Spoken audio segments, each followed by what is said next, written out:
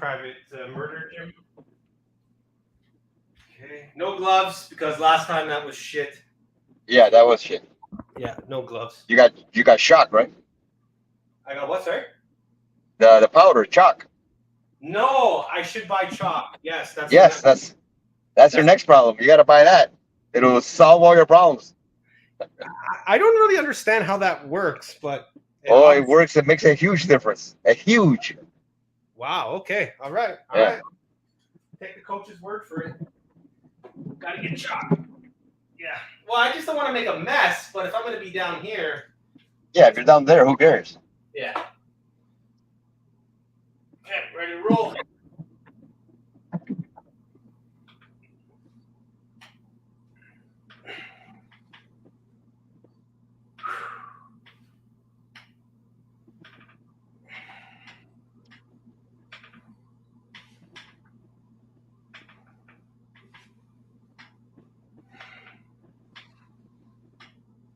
Make sure you're using your legs.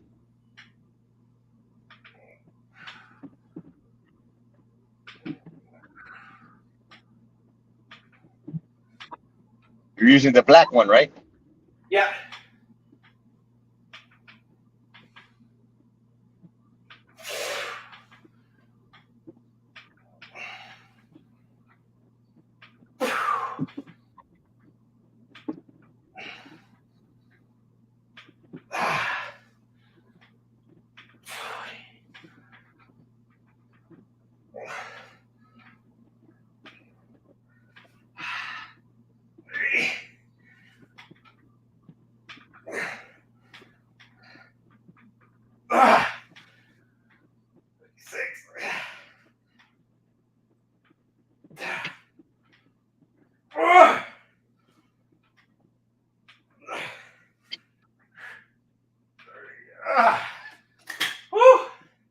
That was 30 though.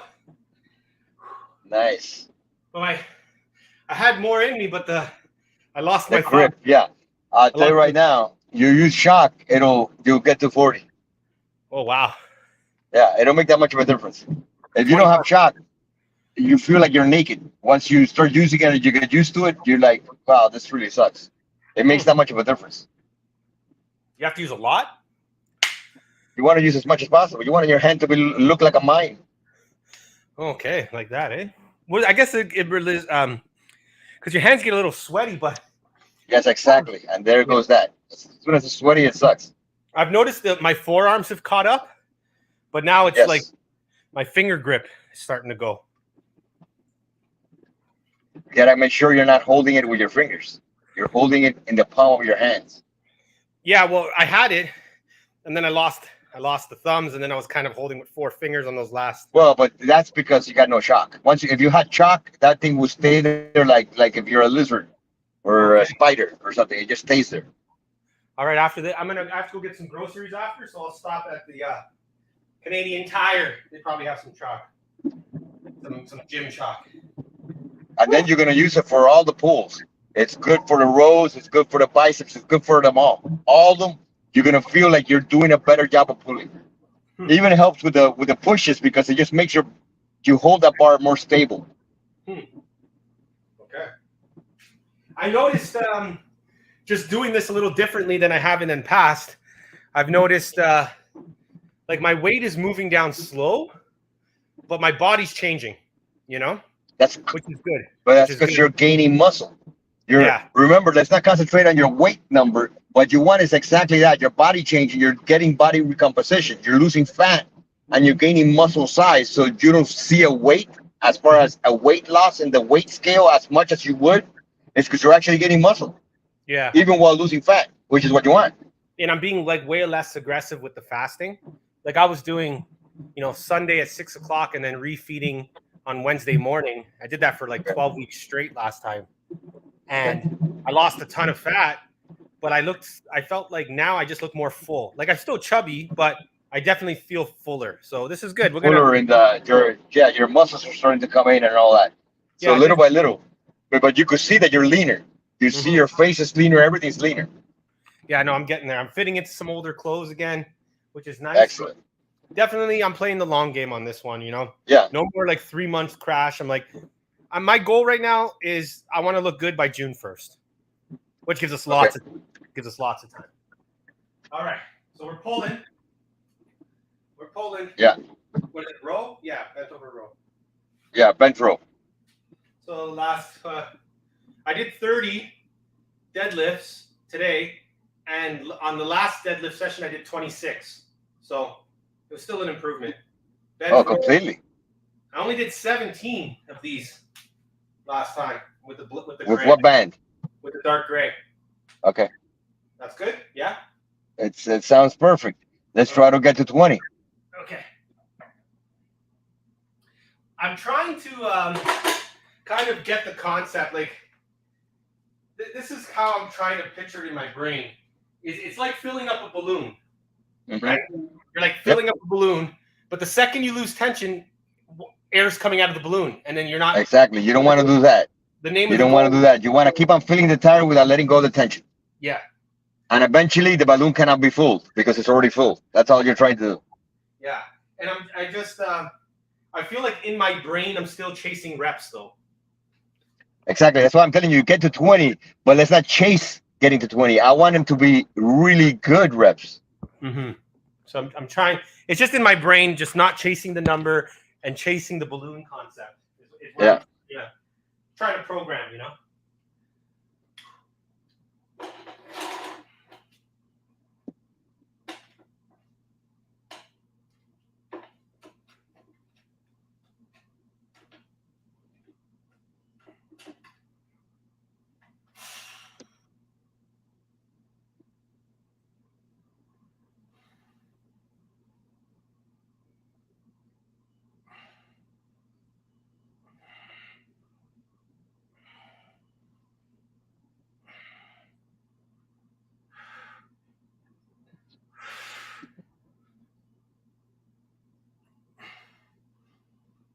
Ah.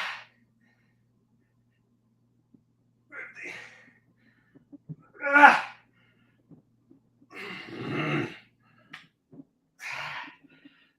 I think. Ready. Ah. Ah. Pull slow. Start pulling slow. Really slow now. Really squeeze. Ah. Ah. Ah. Good. That's a 21 though. And a couple extra halfies. Ah. Yep. That's really good. Was I going too fast though? Felt like I moved. Yeah, you want to move a little slower than that, but you were doing good. You were not losing tension or whatever. You want to try to be a little slower than that though. Yeah, I know, because what's the whole what is it, the concentric, eccentric, like on the push or on the pull you want to be faster and then the release slow. So Yes.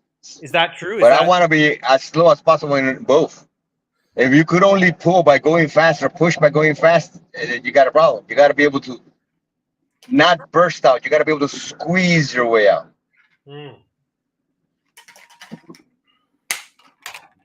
There's a bodybuilder, Kai Green, big black guy with the ponytail. And there's a YouTube clip of him saying, he goes, "You're not a weightlifter, you're a bodybuilder." He's like, a weightlifter picks a weight up and puts it down. Yeah, or like a power lifter. Yep, yeah, exactly. A bodybuilder contracts a muscle and releases a muscle. Contracts a muscle and releases a muscle.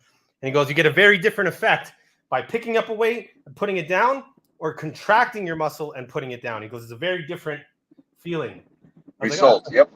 It's good advice. Woo! All right. Now we're bicep curling.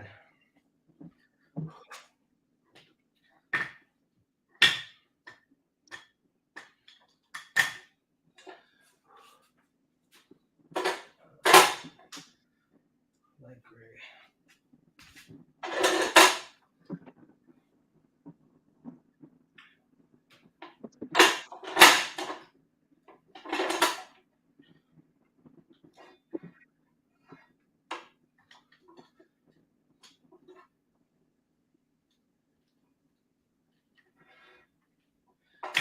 right, just give me 1 minute. Like, I'm just a little fatigued. Resting. Okay. It's a little Take the time. Little fatigue from that one. I'm not going anywhere. Just on the road. I am actually going somewhere, but I'm not going anywhere. Yeah. How's everything down there? How's everything in the States? Is it? I listen to a lot of podcasts and like the whole culture wars and all that shit down there. We're kind of going through the same stuff up here. There's a big march. So is somebody complaining about something in life? I just don't get it. Everyone likes to complain about something. Yeah. Look online how they complain about bands. You will figure that like this couldn't be like no. There are people that go crazy with this band things that they hate you, they troll you, it's like it's the end of the world. And you're like, dude, all this is it's bands and 4 moves and that's it. Yeah. You don't want to do them, don't do them. Who cares? Yeah. I think so with the X3 why do you think the traditional bodybuilder guys hate it so much? Well, it isn't even the traditional bodybuilder guys. The traditional bodybuilder guys are not even paying attention to it, right? They're just doing their stuff, thing. And they're not wasting their time with it. They're professionals and they're doing their thing. They don't care, right? They're not worried about it. It's the wannabes in all these groups that are just wannabes. Mm-hmm. They're the ones that are like upset, like in the end, like, dude, you're nobody anyways. Yeah. What are you so upset about? like, bro, why are you so mad? What do you care? Yeah. It's like, what are you so upset about? Yeah, it's funny. Yeah, like so even the meal wars, like the food wars inside the X3 Facebook group are like crazy. Oh, they go crazy too. Well, that one you could understand because that one, food wars, a lot of times they're very emotional. So they're doing it more for an emotional point of view, right? Mm-hmm. Like if somebody's usually vegan, they're gonna be because they think ethically or morally or whatever it is. They're not really caring about whether they might not even care whether it's better for them or not. Yeah. Right. Yeah. So then at that point, it's an emotional. Yeah. And I heard something the other day that I thought really applies to all this fighting and the culture war and all this just isms, veganism, thisism, all this stuff. It's like, and as the decline of religion happens, like we've always had some type of belief system. And as the belief system starts to fade away, you don't believe in nothing. You just believe in anything. And I think that's why all this, like all these isms, the veganism, transgenderism, LGBTQ plus, all these different things are just like, it's just a void of a belief system. And just people just like to fight and oh, they love to fight online. I'll tell you that. About what they believe in, and it's I don't know, it's like a natural online. And the thing about it is that in reality is the more you fight online, the better you get as far as results for views, right? Yes. So having trolls and having them fight is actually good for you. Yeah. The more they fight, the better it is. All publicity is good publicity, good and bad. Yeah, literally. Yeah. And no, because the algorithm online literally looks for fights. Like it keeps on the fight. You're not gonna get nowhere in algorithms if all you're getting is praise. No one cares about them. What the algorithm wants is fights, because fights, they bring somebody back and they bring another person back and they're fighting. That's what they like. Yeah, and it's almost good or bad. It's because if you think about like praise, it's like, oh, good job. But a fight is fuck you. No, fuck you more. Oh, fuck you. Exactly. It brings the people back. It looks for that rather than. Yeah. It just. That's what works more than anything else. Oh. So if somebody trolls you, you're not gonna tell them something smart, or you're not gonna tell them something, or agree. You can just sit there and make them antagonize them, and they'll keep on. And that's what's really good for views. Yeah, because John, like the owner of the company, he gets a lot of hate for completely. Yeah, but he's smart because, like he says, this is the more they hate me, the more Lamborghinis I'm gonna buy. It's like, cool. It's like that's what they don't understand. The more they troll, the better off he is. Well, like I'll give you an example. I worked out with a power lifter for about 4 months, and I used to tell him, I'm like, oh, I have this X3 bar system at home. I don't use it that much, and he's like, what's the website? So I gave him the website, and then the next or a couple days later, I went to work out with him. And he's like, that's the most full of shit product I've ever heard. Like promising, you can't promise 3x the gains. his Fortigen is full of shit. There's no way that you can get 50 grams of protein out of this. He was just shitting on everything. Everything.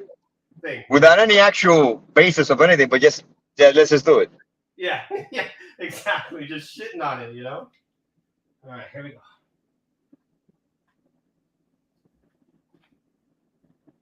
Keep your elbows back, way further back. Pull them behind you. And slow down the pull. And don't go down as far. Like right there. Really squeeze. And when you squeeze, pull your elbows back. Don't let your elbows come forward.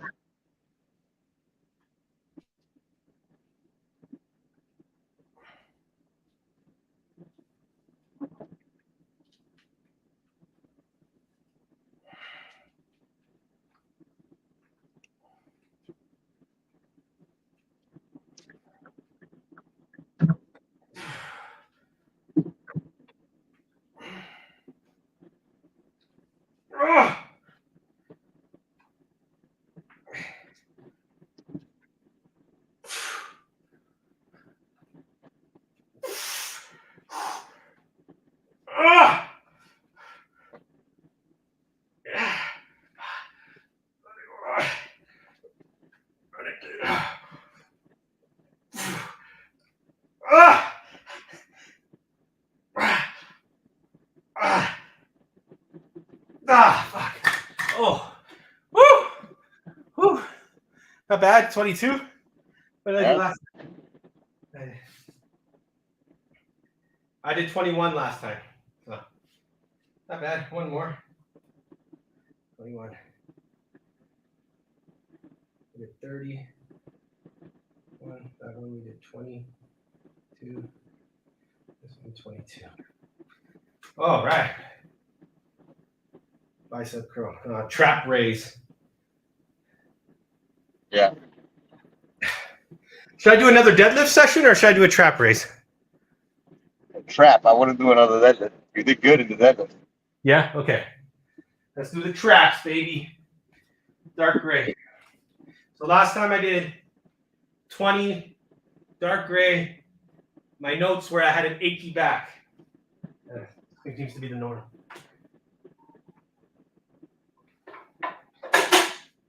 Do you mess around with like cold plunges or anything like that, Mikal? No. No, you're not into that stuff? I boil myself right here when I can take a shower. I'm in fucking Arizona, boy. So what are you doing? How are you eating on the road? Are you just fasting or are you trying to get steak? You said fat. I brought some steaks with me in a cooler. Well, you got a little raw? You just pull over. I just eat them raw. I just eat them raw. That's it. What I waste my time barbecuing? I have salt and I have steak. I eat them like that. Wow. How do you digest that? How's your craps? Very easy. Yeah? It's very easily to digest. Wow. I thought. And then I have a perfect egg maker to make boiled eggs. Yeah. Damn. So wait a minute. But I thought like the whole thing of cooking meat is the bioavailability goes up. Yeah. You know, okay, let me ask you something. Yeah. So you're telling me the life, like humans needed to, like, if we didn't have fire, how would the animals thrive? Everything else in the world just eats, and we were the only idiots that had to cook something. Yes, just think about the how we would have died out even before getting here to get to. See, people say, "Oh, we got smart because we use fire." No. We were already smart from eating meat raw. Then we were smart enough to use fire because, well, it gives you access to other things, but you have to be smart to use it. You're not gonna be sitting there being a dumb idiot and just use fire. You're already smart. Yeah. Right? So but it gives you access to more. Now, the thing is that you got to view it this way. Fire gives you access to more of the meat, right? Because now you're able to burn the heck out of the bones. You're able to make broth. You're able to make more. You're able to use more of the carcass. Whereas before you weren't able to. Yeah, because I drink on my fasting days. Right. I'll drink a little. So there's going to be like rough cuts of meat that you weren't able to eat before. Now, if you were able to use fire, you're able to get the rough cuts of meat. So basically, remember, everything in the past was the main hunters. They ate the best part of the food. So the rest of the people got less. But now, let's say you grab a carcass and you break it apart. In the beginning, I guess without fire, a lot of that carcass was thrown away, Yeah. right? But fire allows you to use more. Yeah. So it's not so much about, it's literally, it allows you to use more. So what did you know? Like, when did you cross? Like, is that just a thing you do once in a while, or is that like a normal for you? I eat raw like probably 70% of the time, 80% of the time. Wow. And then when did you start doing that? And did you notice a difference crossing over? I always ate rare, really, really, really rare. And then one day I'm looking at the damn thing. I say, wow, that looks really, why am I even, I tried it. I said, this tastes great. Mm-hmm. And then you just said, fuck I it. noticed I didn't die. Huh. And then I said, well, that's it. I mean, some meats require cooking. They just don't taste that good. But some of them taste amazing rare. I mean, amazing raw. Just like, wow, this is really good. I feel like it'd have to be a leaner cut. Like a top I don't know, ribeye is really good. Raw. Yeah, raw? Oh, I feel like the fat would be just too chewy. The fat's a dessert. And ribeye. That thing is like, you could chew on that forever. That stuff is great. Well, buy yourself beef tallow. Beef tallow is just like the lard of beef. Yeah, and that stuff is like it's like butter. That stuff is great. I've tried it. I didn't like this. I tried because I tried doing carnivore for a bit. I don't know, man. I just didn't think it was sustainable for me. Like too many food, and because I like fruits, I like some vegetable. Like today, I had a 14-ounce steak with Brussels sprouts for lunch. For breakfast, I had 4 eggs, a banana, some asparagus. Like I like having those sides to my protein. Like I don't know. I like food. I don't know if I can go full carnivore. I don't know if I'm built for that. I tried, like I said, it for about a month, and it just got too boring for me. That's a different issue altogether. Yeah, I guess that's it. Yeah. Yeah, that's a different issue altogether. Yeah, but food is kind of like a pleasure in life too. You know what I mean? Like, yes, that's. But obviously, when it becomes too pleasurable, become a fat ass. It's not good. Yeah.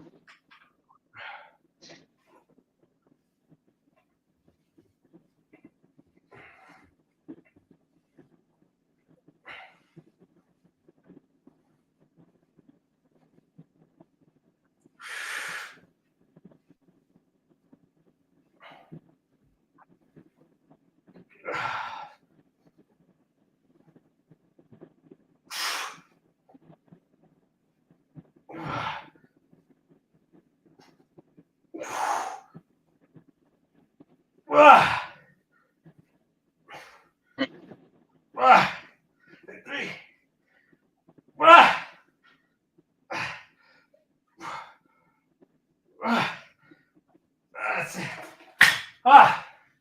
25. Nice. Better than last time. 20 to 25. Woo. Little by little, it always goes up. Okay, so what's your day like tomorrow? That tomorrow I gotta see where I am. I'll be in California already, but I think I'll be moving to the Airbnb finally. Okay. Because my wife arrives tomorrow, I gotta pick her up from the airport. Okay. That's why I have to drive and get there so fast today. Oh, gotcha. Yeah. But yeah, at 6 same time, or what time do you want? Yeah, around this time's good. 5, 6. All right. I have to DJ tomorrow night, so I've noticed that I don't really like training on days I DJ because I stay up till like 3 in the morning. Yeah. And I always feel like shit the next day. Like I don't know, it's like my body doesn't recover properly. What kind of music are you DJing tomorrow? Tomorrow I'm at like a college pub, so it's like a little bit of everything. They have a band from 6 till 10, and then I go 10 till 2.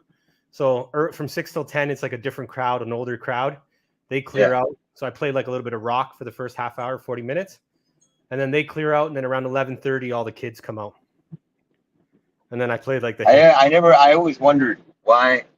Like me and my wife used to go dancing, and then we hated going dancing because we hated having to stay out late. I've always wondered, why are these things done in the middle of the night? Why can't you go dancing at noon and then go to sleep? Yeah, I know, I know. I never, like, even playing in bands, you're like, why do we have to play at 1 in the morning? Like, why? Who came up with this thing? Like, who wanted to Yeah, stay at this time and the play? late night thing, I don't get it. Yeah, because well, like, and it's funny because the 6 till 10, I would say is like the crowd is probably between 40 and 60, and the bands go in and they do covers, anything from like Yeah, yeah. like all, That's what they would be doing there. yeah, and it's busy, man. There's like 250, 300 people there, and it's a Yeah, good that's little nice. crowd. And they dance, they drink, they get off work, they go there. I think 6 to 10 is a good amount of time. See, that's it's when you start getting to the like in Miami, the clubs would literally really start at 11:30. You're Yeah, like, yeah, it's 11, and you're like, dude, come on. Like, why that's is it the at same this thing time? here. The same thing here because what happens is they all go to like someone's house around 9 o'clock, right? They bring their booze, they bring some vodka, they bring a few beers, they drink till about 11, 11:15, and they jump in a cab, and then they're usually downtown by 11:30. That seems to be even when I was younger, that was the thing. We'd go to my buddy's house, we'd all drink till 11, around 10:45, we call the cab shows up at 11, downtown by 11:15, 11:30. Yeah, but it's so stupid. Like staying up till like I hate it now. Like I'm 37 now. Like and doing the weddings is so much better because like yeah, it's a long day. Like the one on Saturday, I got to be set up by 3 for the ceremony and I'm done at 12. So it's an hour. So now it's like a 10, 12 hour day. But I literally make 4 or 5